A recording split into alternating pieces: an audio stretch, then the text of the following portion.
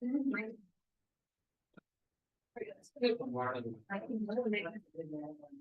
welcome. Let's start with a little recap. We were looking at the book of James. I'm calling this Bible study. You have new life. Beware of dead faith. Yeah, that is our kind of our Easter theme. James is very well. Roger had a lot to say about James, so hopefully you get to watch this. Roger, prayers for Roger to have a quick recovery. Everybody else watching at home, hi. We are getting into this book, and James is different.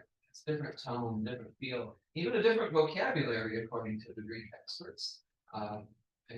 Looking for it's almost all the way to the back. You get the Johns and Peters, you've gone too far. James is very blunt. James also sounds a lot like vocabulary. Some of the references he makes sounds a lot like Jesus' Sermon on the Mount, kind of the Matthew tone of Jesus. And I'll mention a couple of things today that make me think of Matthew. But James is very straightforward, and kind of my best thing that I found as a summary is from the Connect Bible, which is the Bible I use with the confirmation students. In the introduction to the book of James, it says, throughout this letter, we hear how important it is to actually do something because of our faith, and not just believe something because of our faith. And last week, we started to get into that a little more, talking about how your faith finds completion in the good works you do. Basically, you should walk the walk, not just talk. And James comes across very blunt, very almost legalistic sometimes. It's very like, you should be doing this, you shouldn't be doing that. And that rubs some people the wrong way, not just Roger, including Martin Luther. Martin Luther called this a gospel of straw. His objection to the book of James and feeling as though it wasn't in line with Paul was very central for Luther. It's kind of put a spin and almost a taint on James. Even today, a lot of folks are like, well, James is all about good works, it's not about grace. I think you need both. I think James is just saying it in a different way. I think for James, it all comes to, if you're not producing fruit, then there's some disconnect between this new life you have in Christ and how it's being played out in your life. So we'll get into that. There's actually a really nice sort of metaphor that James uses, a couple of metaphors that James uses to express that. But before we get into that, last week I gave you homework. Now some of you weren't here, so we'll do this on the fly. But as we were running out of time last week, I said to name some article of faith, something from the creed, something that's just central to you, some teaching, it could be a teaching, a doctrine, it could be a Bible verse, it could be just something that's personal to you from a devotion, from a mentor in the faith, something you believe in as a Christian. My homework was bring that to completion this week. Live it out something. So it's something that's a part of your faith, you believe, that you lived out in the past week. Concrete, look at your concrete.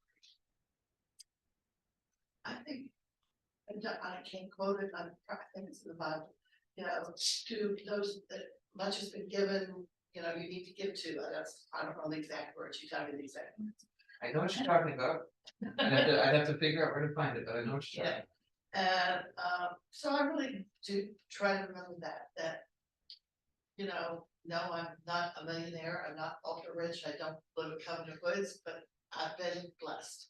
And I try to give back, probably because I don't like to sit at home before maybe, but also hopefully because I really like what I do. I've been on the MSF board since it started, and I volunteered there. And before COVID, I volunteered at school. Even after I retired and quit something, I would still go back and volunteer in garden classes. In all honesty, I get probably more out of it than the people I help. That is often the case. I can't tell you how many times I've talked to youth or adults who have gone on a mission trip. And especially adults, they have it in their head that well, we're gonna go and help somebody. But then they come back telling me stories about how the trip changed them, the impact it had. It was a boy who was Sunday, helping at IMSEC, it was our intake Sunday, and he was helping bring all the stuff in. I don't know how old he was, but he was from England, I think, or Caroline, one of those, but, you know, we were thanking for all his help, and I loved it, come to find out he was there, because it was either that or it was his driver's license. Oh, wow. You know, it was, Sure. it was for, and he realized he really enjoyed it, and maybe it'll stick with him and. Yeah. He'll volunteer some more. Absolutely. Thank you. Any others? Any, we're looking for, how did you, what's something you believe in as a Christian? And how did you, as James would put it, bring that to completion in the past week? So what, how did you live out that principle of faith in a concrete? Well, I'm not sure if this is what you're looking for, Sure. but, I have some friends, good old friends, you know, from when I lived in Pittsburgh, and I hadn't talked to one of them in a long, long time. And I really missed her. And you know how you always say, well, I'm gonna call so and so, and then you never do. I made sure I called her just to see how she was. And so I think if you, wanna be, if you want friends, you have to be a friend. Okay. And I think that, you know, she's really important to me, and so that's what I did. Yeah. But I also have something else I wanna ask you about, get Sure. everybody's opinion. Okay, one quick second, I just wanna make a comment on that. So if, just to demonstrate, so as a Christian, so for Donna, it would have been, you know, service, right? Faith active in love, serving others. For this calling your friend, as a Christian, value that we have is the community of spirit. When you're baptized into, excuse me, God's family, into a congregation. So if those connections relationships are important to you as a Christian, then making that phone call, reaching out to people, maintaining relationships would be a way to bring that to completion. Okay, what's your question? Well, the other day, Monday or Tuesday, I was in Walmart over by Regency Square where it used to be. It's a small Walmart. I take my granddaughter to school and then it's real close. So when I was walking in, I saw a man and a boy walking out. I thought they were together. And then I was still far enough back that the boy got in the car and drove off and the man just kept walking. Well, so I was in Walmart and I was really in the back Walmart where nobody was. And somebody came up behind me and said, ma'am. And it was that man. And I remembered him. And I don't know why I noticed him to begin with outside. He was smoking outside too. So he said, would you give me $5 for breakfast? And the way he said it to me bothered me because it was like, give me $5, you know, it didn't say give me some money or whatever. And it really bothered me. And I told him, no, I can't help you. And part of it was because of the way he talked to me. But after that, I thought of this, what I should have given the $5. Sure. And I just didn't know. I don't know whether I did right or wrong. So I will tell you, this is something of a similar version to that I have struggled with throughout 15 years of ministry. So where I started, the first church second church I worked at, for whatever reason, we weren't that close to the highway or anything, but the town was on an interstate. But our church was kind of off the beaten path a little bit. But we got so many folks stopping by asking for help. Now, before I got there, the ministerial churches in that town had been getting scammed a lot. Like somebody would hit, sometimes it was legitimate, but a lot of times they were getting scammed. And somebody would hit like 6 churches, bam, bam, bam, get stuff from each of them, not really need it, and deplete all of those assistance funds. And so they banded together, similar to kind of how we give money to the assistance program at IMSEP, but they pooled their funding for gas cards, hotel stays, grocery cards, things like that. And they put it at the sheriff's office on the edge of town, thinking, well, this way it'll discourage scammers. And it did, I think unfortunately, it also discouraged some folks who really needed the help, but didn't feel good going to the sheriff's office. Some people are skittish that way. But I can't tell you how many times people would stop by asking for help because they knew, oh, they're Christians, they're supposed to help, right? And our colleague a year before we started, got caught up in one of these. Somebody came asking for diapers and things like that, and he got him a grocery card and took him there and got him a hotel room because their car needed, all the things. And then he stopped by the hotel room to drop something else off and saw, they were gone, all the diapers were sitting there and they'd taken all the food and money, right? So it was just a complete scam. So we had somebody stop by church this past week, saying, and it was a woman, and there was a guy and a dog in the car, and basically they'd been living in their car for a couple days, or were getting a job. Her fiance was confirmed here, and I'm like, I don't know about that. Or he would have come up to the door. Like, it's just one of those things, but was it real or not? Like, on the surface, I have no reason to think they were telling a lie. But at the same time, I've had this happen so many times. It's just real or not. So I had some left. I had hosted the pastors' conference meeting that day, and I had some leftover like crackers and fruits. I'm like, we have an assistance fund at MSAT. Gave her the brochure. Here's the phone number. They were already done for the day in terms of the one-stop shop. I said, here, take some leftovers, right? And it's food. It's nothing they can, do anything else with but eat. But every single time, did I do the right thing or not? It is so hard to know. Is this going to be used for something besides food? Is this person for real? Is it not? So it's so hard to know. This man was going to shovel, or not, or anything, he was smoking, and I think I'm having cigarettes and something like that. And to follow you from the parking lot all the way to the back of the store. That's what Jake said, he probably saw you going in there, but I don't know. I mean, he came from behind, which is another thing. Yeah, so there's all these red flags, and I've traveled before, and if there's folks panhandling, the guys, I'll say, don't give them anything. But then you see like that.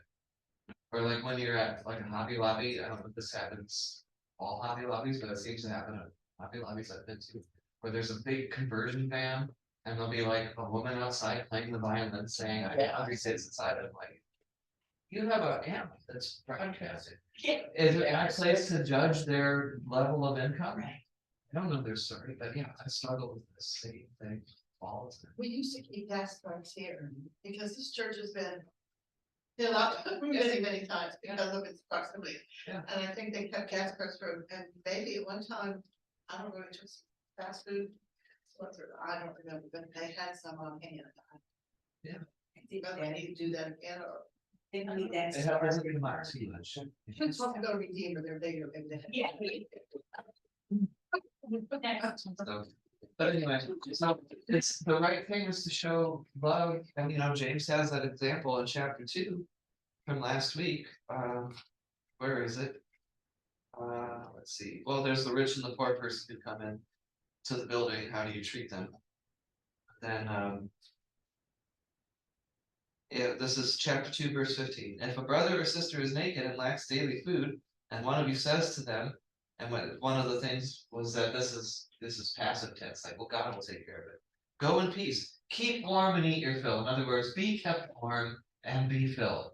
That's like saying, yeah, God's got you, bye, and yet you do not supply their bodily needs. What is the good of that? Faith by itself has no works, it's dead. I've always thought the motto was, if somebody needs help and I don't know them, shame on me. If they take advantage of me, shame on them, Sure. Yeah.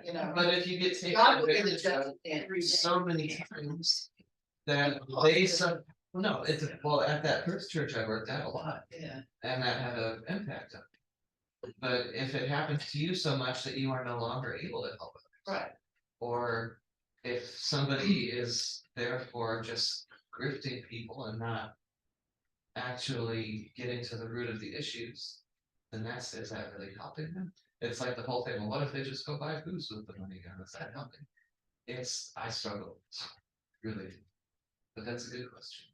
I struggled with it, because then I thought it was class of what we were supposed to do. Or it could have been like, I'll buy you a loaf of bread and a pack of lunch meat. Maybe that's what I should have. $5 would go farther. He was so surprised that Had that already thing. Yeah, he would have come walking towards me and said something, but he wouldn't find me on. Before COVID hit us, we used to, meet with All Souls and from time to time and fill brown paper bags with.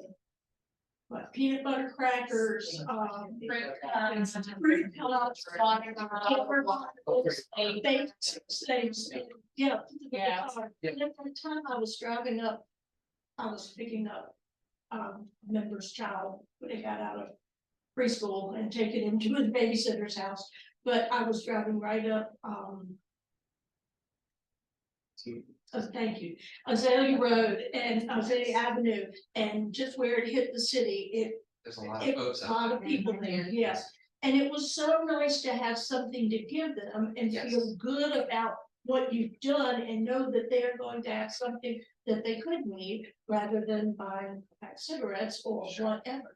something, concrete. I've done that before. We've had, case of water in the car, give out water bottles. There was a lot of homeless folks in California, not just the big cities, like Oh, yeah. the climate, So they'll have one, I mean, the street had to be Carol Grant, give me money. Which, if you have to carry everything you want. No, I give money to one, had for months, just need money for drugs and women, they said it was fine. There was a.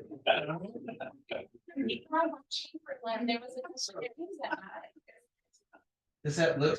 Exactly. I'll give you something.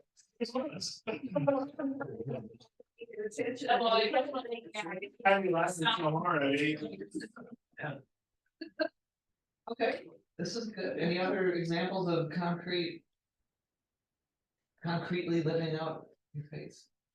I think just, I'm big in, serving others and helping others, and I think just beyond, I do it in my profession with my work, but just when I'm out and about in the community, I think, like just the other day, I was sitting in the Kroger parking lot, and there was this older woman, a senior, she was parked and she was unloading her groceries, and she had this big, huge cans of water on the bottom of her cart, and I was just like, I could see she was struggling, and she's like, well, I'm gonna get out, and I'll just ask her, hey, do you want help? She's like, oh my gosh, yes, she's like, shit, she's like, I was afraid you were mad at me because you wanted to pull through and you couldn't get out. I was like, no, I was just waiting to make sure you could get your water. And you had to get out.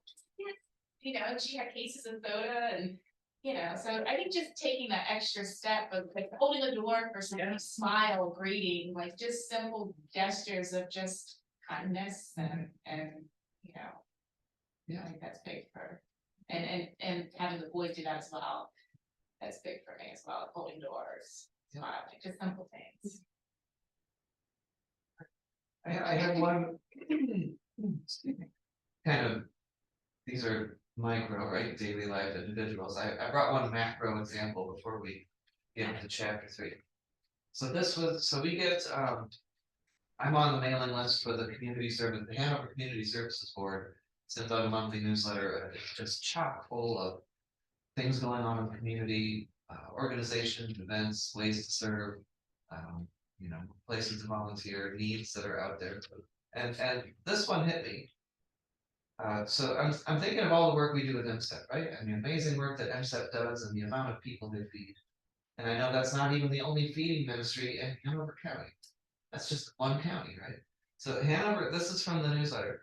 Hanover County has a network of more than 18 nonprofit food pantries that provide food to individuals and families in need across the county. Members from the local food pantries meet monthly to address ways to combat food insecurity in Hanover County through collaboration while creating a pathway to enhance food independence for people they serve.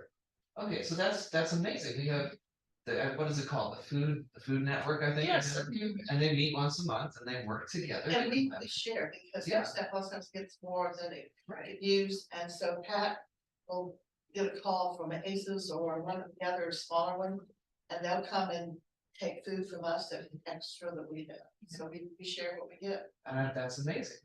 What also hit me from this is that in Hanover County, which is not, You know, hunger can hit any rural urban center. Excuse me, but what struck me is Hanover is not like. The most populated county. Right, there's a lot of rural. There are 18 nonprofit food pantries in Hanover County. There is that much need. There's that much hunger or living close to the edge at food insecurity in just Hanover. That floored me. And so then I'm also on I'm on lots of mailing lists. The Senate sends out one that's I think twice a month called Do Justice. And so it's across the whole Senate, justice ministry, so it could be hunger, poverty, inequality, all these different things. Most, excuse me, I got a tickle going on here. Most Lutheran synods have what I have heard called, and I like it, I think it's funny, is Lutheran lobbyists, right? So one place it was called, what was it called? Lutheran Center for Public Policy, right? So basically, we're right next to the Capitol. There's a ministry funded by the Senate that talks to legislators about things like food, hunger, on behalf of our Christian values, which I think is really cool. They're not saying like you need to do this and this Christian teaching, but it's saying our Christianity teaches us that we should take care of the poor, so we would advocate for this bill. And the thing coming up at the national level is the Farm Bill, which you wouldn't think like, what does the Farm Bill have to do with anything? Well, the Farm Bill is what is the umbrella under which food assistance programs come. So some of the grant money and assistance money that I'm thinking helps NSEP and so many others is part of this. So I have information about the Farm Bill. So this would be another example of living out your faith. Here's a sample letter from an organization called Bread for the World. It does a lot of work to send to a representative or a senator. And it says, as Congress works to renew our food and farm programs through the Farm Bill, I urge you to support legislation that builds healthy, equitable, and sustainable food systems. So increase access to fresh fruits and vegetables in the SNAP program, right? So SNAP, WIC, things like that. Fresh fruit and vegetables is a huge part. I have one of our kids' godparents is a dietitian. Trust me, I hear about fruits and vegetables in a kid's diet. So there's something called the Gus Schumacher Nutrition Incentive Program, GusNIP. I don't know why they would join that. This provides resources on top of monthly SNAP benefits for the purchase of fruits and vegetables, primarily at farmers markets. So that helps the local farmers too.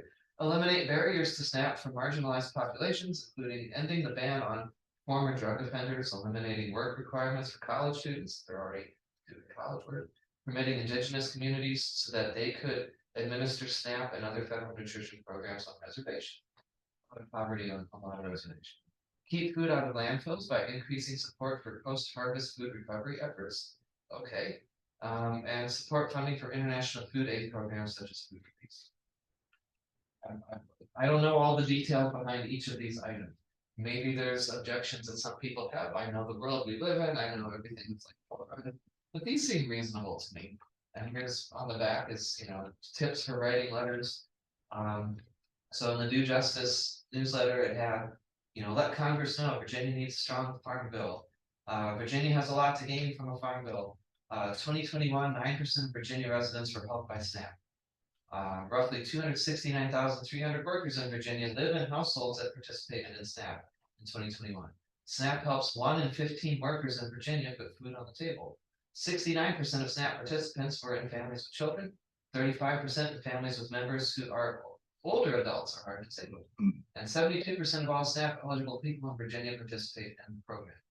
And then I also have this one I can pass around. Hunger and Poverty Snapshot produced by Bread for the World for just Virginia. And it talks about diet-related health costs, diabetes, food insecurity, all these things, lots of stats, lots of citations. So I'll pass this little packet around. That's another way to live faith out concretely, is not just daily interactions and your daily stuff that you do, but county, state, national. I got a question, because I struggle with this. Sure.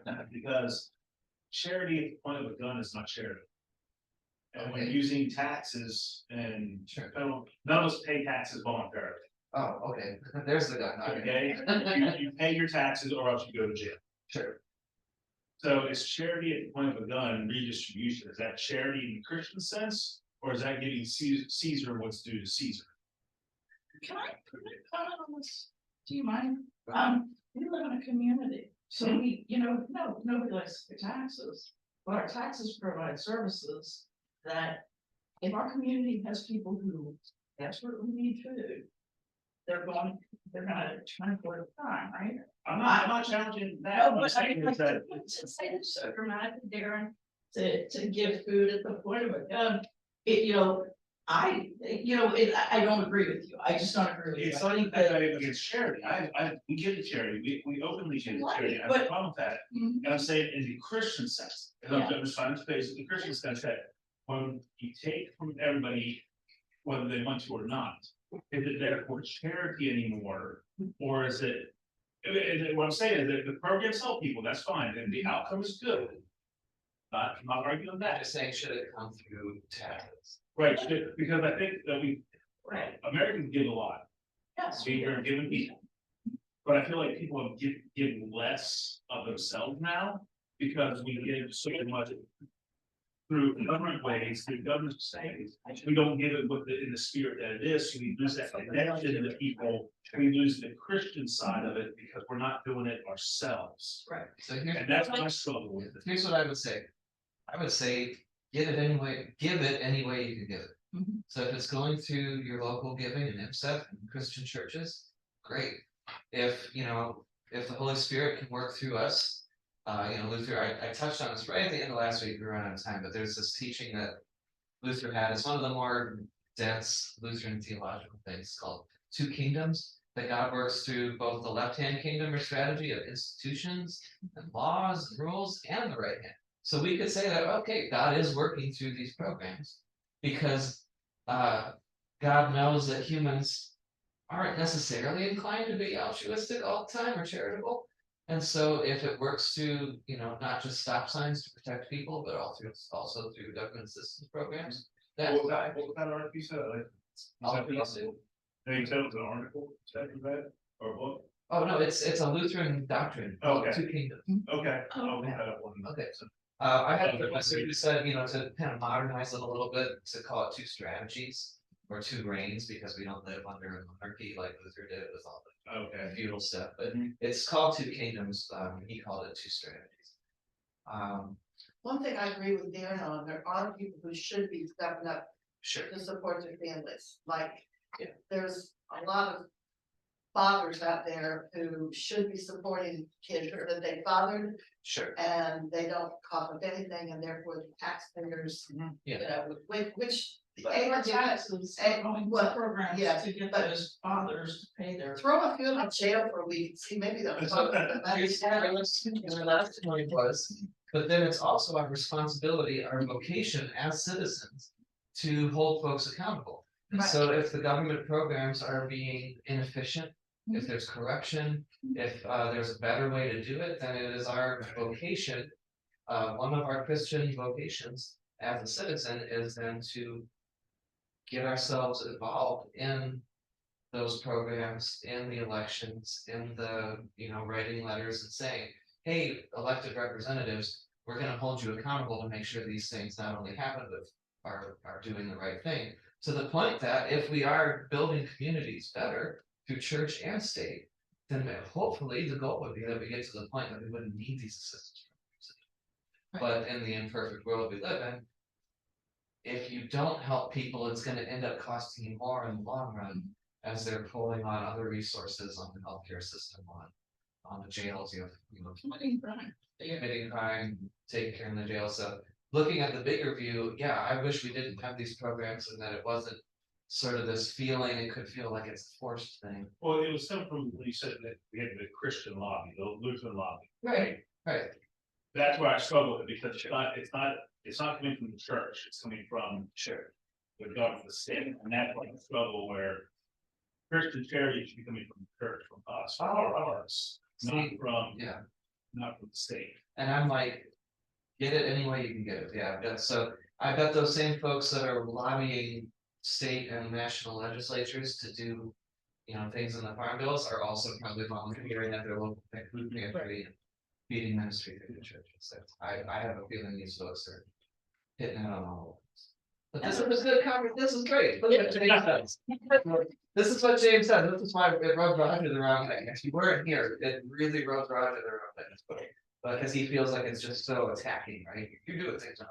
But I love the conversation that James, I said, I think James was sort of a, I can't say the term I'm thinking of, but let's say a stuff stirrer. A stuff pot stirrer. Yes. A pot stirrer. An agitator, that's, yes. There also, you know, if we're gonna rely on the church, we need to get more people going. And if the church's burden is to feed everybody, but our population's dwindling, so that if you are a taxpaying citizen and you are giving in your church, you're exactly, So, and so. you know, Yeah. so I mean, like, and I think the churches, I think we give out of love, I agree with you to that extent, but I don't, and yeah, give unto Caesar what is Caesar's, yes, because we need rules in our society, and we can't have a government that functions if they don't have taxes. I'm gonna say something really unpopular, Uh-oh. but, you know, the top 1% or a portion of the top 1% has more wealth than the rest of us. Sure. They need to pay more. You know, like, what's his name? So it's, They okay, do. Like, Yeah. that burden needs to be shifted off the middle class, it really does. so I don't know if it's part of what they do, but it closes some of the loopholes that let the folks with, you know. The Bazillions of dollars. high powered lawyers, you know, pay the least in taxes, okay, there's some fair share problems there. So yeah, what was I gonna say, I don't. James, I appreciate James because James is so straightforward. I think it gets us into more concrete conversations like this. Mhm. As opposed to Paul, where it's very easy to be like, I don't know, what do you think he meant by that? Or, well, on the other hand, this commentator said this, like, Paul is more heady. And I think that's why you need both. I think you need James and Paul, you know, left hand, right hand, 1-2 punch. Chapter 3 is pretty quick, so that's why I thought I could open this can of worms. But let's jump into it, but keep this up, keep this, I think these are the best kinds of Christian conversations, is not just going through the motions of this is how I do things, and, you know, this is what it means, and being very kind of comfortable. And I think being challenged sometimes to say, why are we doing the things we're doing? That's what we're doing. How can this play out in my life? We're not gonna agree on it, but having the conversation is, I think, the best thing.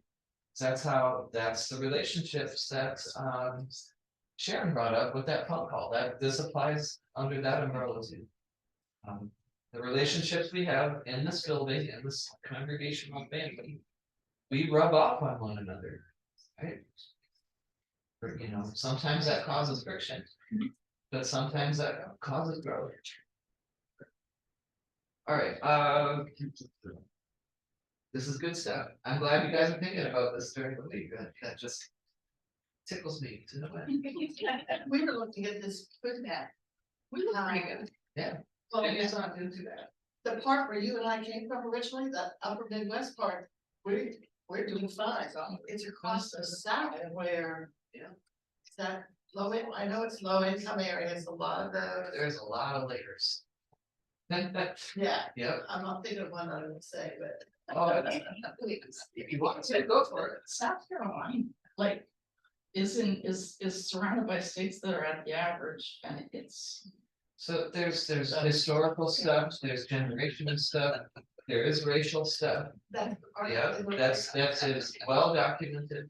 And then there's also, Well, we're including, you don't forget, people that have can get, yeah, people that don't have, so you say South Carolina's low? yeah. No, it's high. Really? Yeah. That's surprising. South No, it's like red, it's a high. South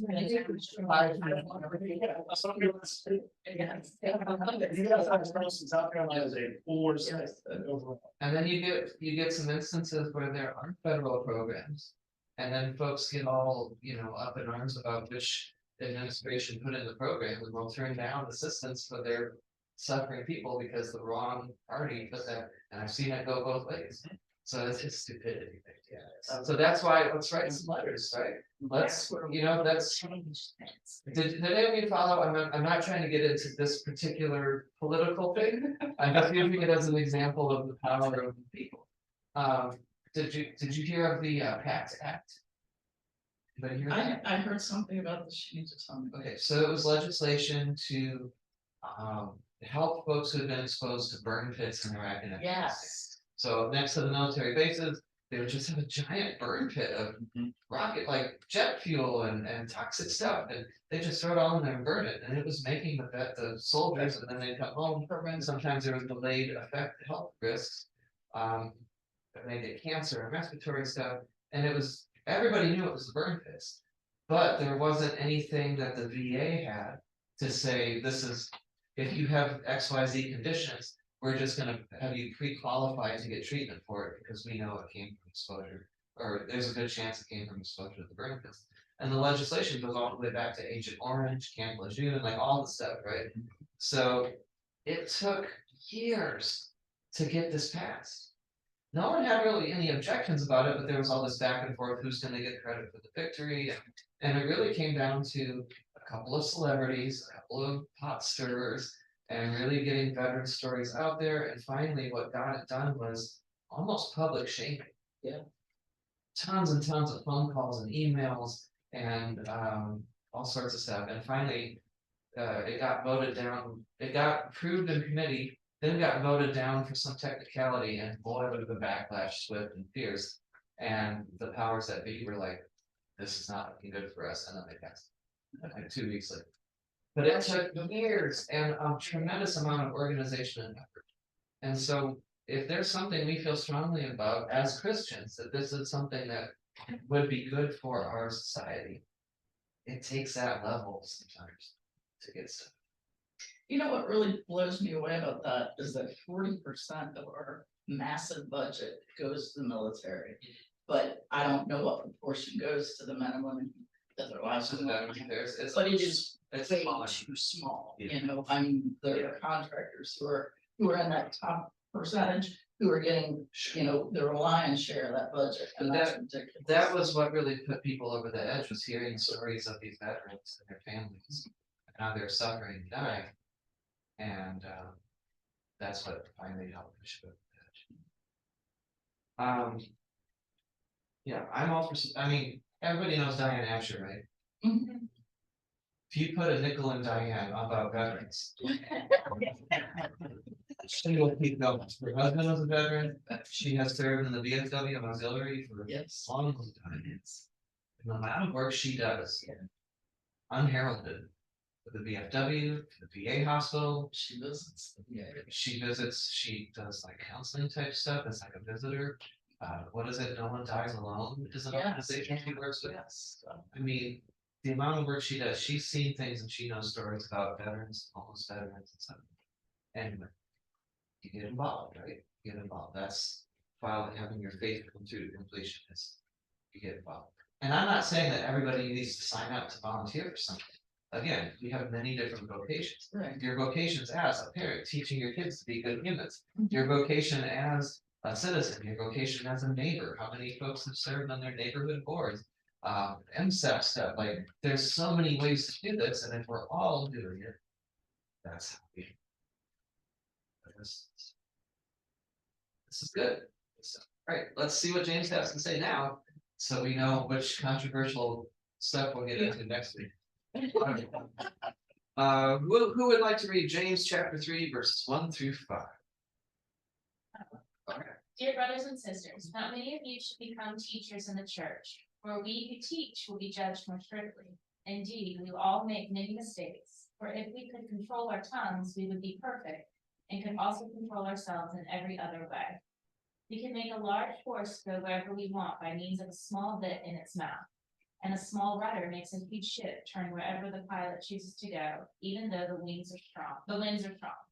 In the same way, the tongue is a small thing that makes grand speeches, but a tiny spark can set a great forest on fire. Thank you. Okay, so first of all, I couldn't help but wonder if this was directed at me and my profession. Sunday school teachers, we talked about that. Yeah. You can teach. Yeah, yes, we didn't like that part. But I mean, it makes sense. Anybody who puts themselves out there, and we're just going on politics, right? So politicians, teachers, anybody who's out there publicly is gonna get more scrutiny. Celebrities, athletes, you know, they're under the microscope. Does anybody, real quick, does anybody have any foot and mouth stories? You don't have it. Alright, we'll come back to you. If we have time, I'll be the cherry on top, okay. So, this is just, I mentioned this last week, a lot of what James does is reminiscent of wisdom literature in the Bible. So think Proverbs, think Ecclesiastes, that, some of the apocryphal intertestamental stuff like Sirach, the Wisdom of Sirach is a book that you might find in a Catholic Bible, or if you have like the, you know, the special, you know, Bible nerd, you know, kind of. We have the extra books edition like this one. So it has this tone and vocabulary and feel of wisdom literature, which is again very direct, calls people out on things. I think, I mean, it's pretty understandable, right? Your tongue can get you into trouble. Your words can get you into trouble, and just like a small rudder turns a ship, just like a small spark starts a fire, this one little thing right here can get you into big trouble and really do some stuff. All right, let's keep going.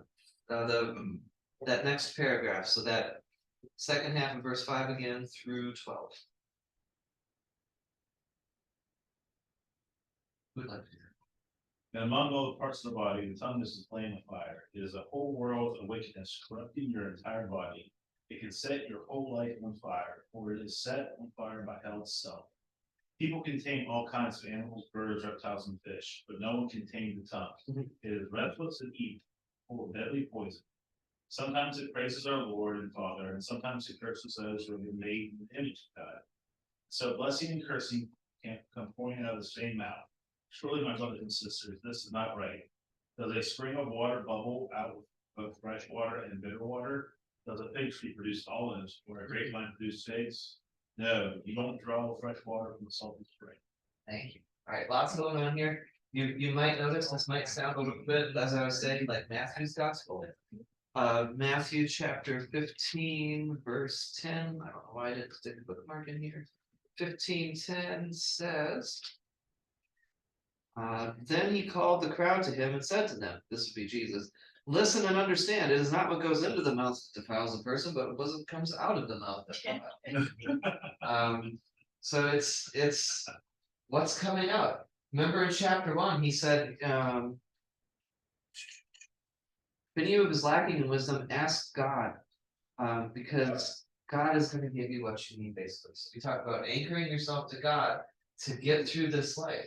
And so if everybody is created in the image of God, which goes all the way back to Genesis chapter 1, verse 26, this is the basis of both Jewish and Christian ethics, is that if I'm looking at you, I know that you are made in the image of God, and you and me too. And so we're going to treat each other as though we're honoring that image of God. That, as my wife, she's got this turn of phrase, I don't know where she got it, if she created it, but we all bear the thumbprint of God, right? Take Genesis 2, that molding of clay, that watermark of baptism, if you're Christian, but otherwise everybody's created in God's image.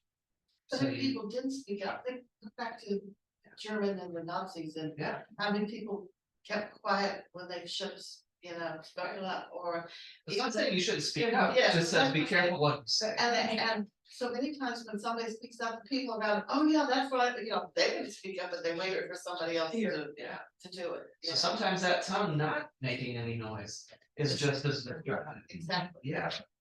And it says we can with the same tongue, and this it's a metaphor, right? With the same tongue, we can bless or curse God. We can bless or curse others around us, made in the image of God. And he says, how can that be? If we are made in the image of God, and if we're Christians, if we have this new life in Christ through our baptisms, died to sin and raised in resurrection, new life, then how could we do these things? How could we say these things? That's like pulling salt or fresh water from a salty spring. That's like the wrong fruit growing from the wrong thing. That's like, what was the other one? Spring bubbling forth both fresh and brackish or bitter water. How can this be, you say? You know, we have the source of God in us. We live in Christ and Christ is in us. How then does this bitter, brackish, salty stuff spew out? And so if that is the case, then there's something wrong. What comes out of the mouth should come from that spring of life, spring of baptism. So if it isn't, then we repent, we confess, we seek forgiveness, we ask God to make us true to that spring. One other thing I skipped over accidentally, where it talks about in verse 6 that the tongue is itself set on fire by hell. That in Greek is the word Gehenna, which would be kind of the Hebrew conception of hell. Again, that's what Matthew uses when he talks about, what the Gospels use when they talk about they will be thrown into the outer darkness where they will be weeping and gnashing of teeth into the fires. That's the Gehenna. That's the same word. So that's just to say this ties in more to the Gospels than to Paul, but he's familiar with Paul, and those teachings are present in this conversation too. Question: what do your words and actions indicate about you? About Christian you? Okay, so we just talked about concrete ways that your faith is brought to completion in your life. I know none of us is perfect. We all make mistakes. I could say things we regret or not. What's the one confession? It's What I've done, what I've lost. yep, that's it. So what do your words and actions indicate about you? Who you are, whose you are, spring of life within you.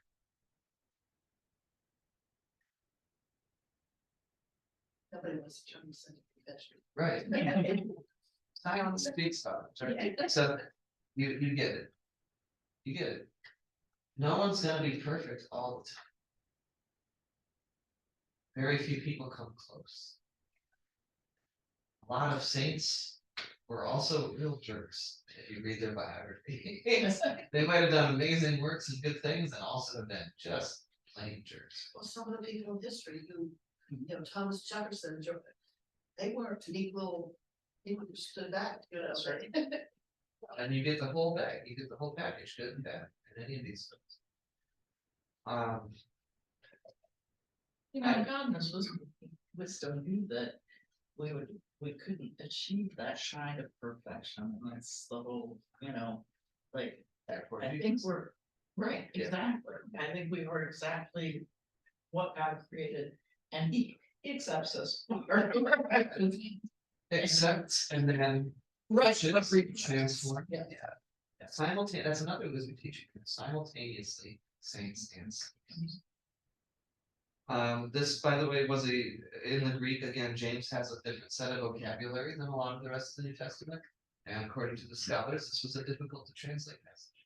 Just a lot of terms and vocabulary that doesn't have a lot of corollaries in other parts of the Bible or the Greek world at the time.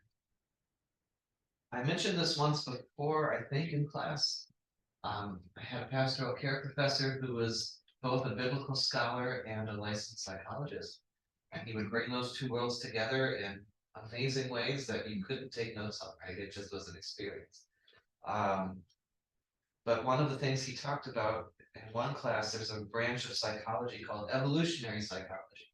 So why, basically, for instance, why do we still crave sugar? Well, you go back far enough in the human family tree, sugar, fat were survival. When you got them, it was a treat, it was something you needed but didn't get often. So even though we're thousands of years past that, we still want those things, even though we don't really need them in the same way, right?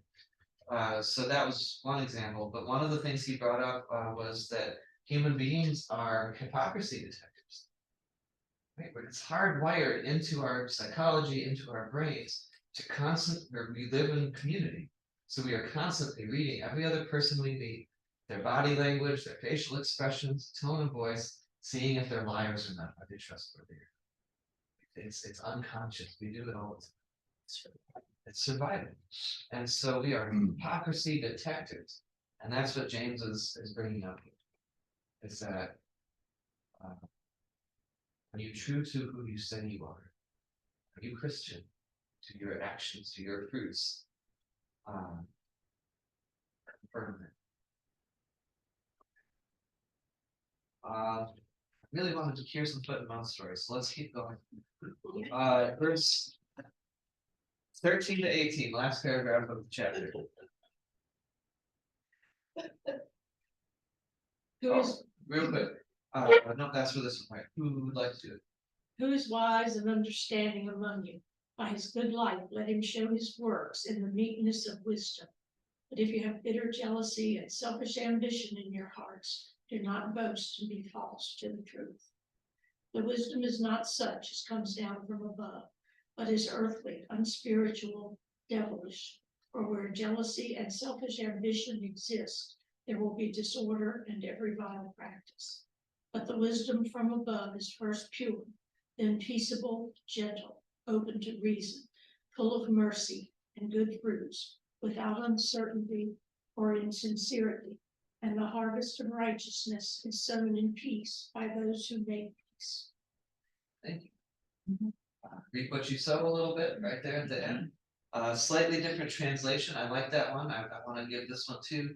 Verse 17. The wisdom from above is first pure, then peaceable, gentle, willing to yield, full of mercy and good fruits, without a trace of partiality or hypocrisy. Is that hypocrisy? If you're wondering what it should look like, there's your list. There's James's list of what the Christian living out of faith should look like. And notice it doesn't, and you know, Luther didn't like this just because it was so different from Paul. It didn't emphasize grace as much, but notice nowhere in here does it say your good life saves you. It doesn't say live a good life or you'll go to hell. Almost. It doesn't say it quite, but it does say live a good life. If you don't, it will lead to disorder and wickedness. What was yours? Every vile thing. Yeah. So it's basically saying you reap what you sow. If you put crap into the world, you're going to be living in a crappy world. So your good works aren't a salvation thing. It's a wouldn't you rather thing? Wouldn't you rather live in a world full of peace, gentleness, purity, openness? What was your translation, Marilyn? It was after gentle. And spiritually, Verse 17. wisdom from above is first pure, then peaceable, gentle, open to reason. Open to reason. Full of mercy and good fruits. So doesn't that sound good? Right? So, and then it's not, again, it's not like, well, we'll wait for somebody else to do it. You're part of it. You put this in the world. The wisdom that they're talking about, it's not like, if Paul had this distinction between it's either the body or the spirit, right? It's either physical, unspiritual, or spiritual.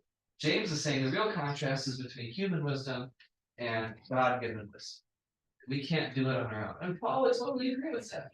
Paul would say that we are in Christ. The good things that happen, he says, the good thing I want to do, I don't do, but the sin I don't want to do, I do. And then he says, the good things that happen are Christ in me, working through. That fits real well with James. James is like, the stuff that God gives, the wisdom that God gives, comes through me to make this good stuff. It's wisdom associated, not just like, not that like the beard stroking, no, not the beard stroking wisdom, right? But it's the wisdom associated with practical good behavior. That's a wise person. Look how they behave, which, you know, totally. I know this study.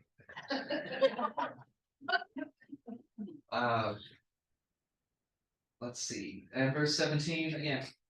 Apply this to other professions. A harvest of righteousness is sown in peace for those who make peace. We're hypocrisy detectors. This whole passage started with, if you're gonna be a teacher, you're gonna be judged to greater strictness, okay? So if you put yourself out there, if you're publicly living your life as a Christian. Whether you're teaching in a class like this, or you're teaching others what it means to be a Christian just through your deeds, maybe James is talking about everybody. Then apply this. Are you putting pieces? Okay, that's what I have to share. Any questions, comments, anything on chapter 3 of James? It's not complicated and it's a lot to digest, right? It's not funny now, I remember going back to like, I started teaching. And it's funny, we were told as teachers back then, oh goodness, you know, you had to be perfect examples, you know, don't ever go anywhere where anybody see, you know. So, a bunch of us who had gone to college together, we used to go all the way across Cedar Rapids on the other side of town, if we went to a bar, to make sure that, you know, our parents knew. Yeah. I know some clergy who will swear sometimes in church. And they say that they do it on purpose to show folks that they are not holier than thou. And so therefore they are more, folks are more receptive to them because, oh, you're just like me. I'm not a perfect person. Please don't put me on a pedestal. Right? I'm a human being. I'm a sinner. I make mistakes. But then others would say, how dare you swear with a collar on? Because that's like cheapening things and that's gonna make people feel like you're Like you're condoning right. instead of that, yeah. And maybe it all depends on the context of the situation. But yeah, it gets complicated, this whole living a Christian life. Do you feel like you make different decisions? I think I know the answer. I don't have this question. Because you're a pastor, like when you're in a situation out being a parent in general. Do you think that you take an extra beat to say Sometimes, how this could be perceived based on the vocation? sometimes. Mhm. Sometimes I don't think. Um, But yeah.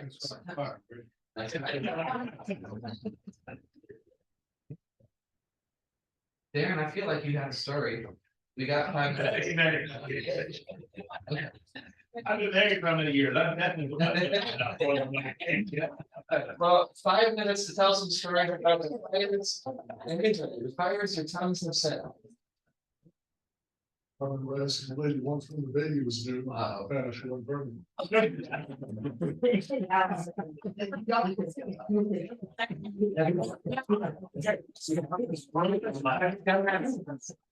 Well, I have done so. Then, okay, you learned, so that's good. You didn't do that one again. All right. Nope.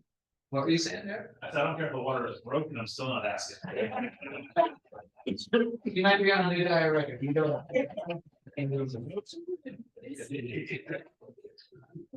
Not even ask, ever. Any others? Any others? Fires your tongue has said. I know that I have said things that I almost feel like this, I'm another person listening.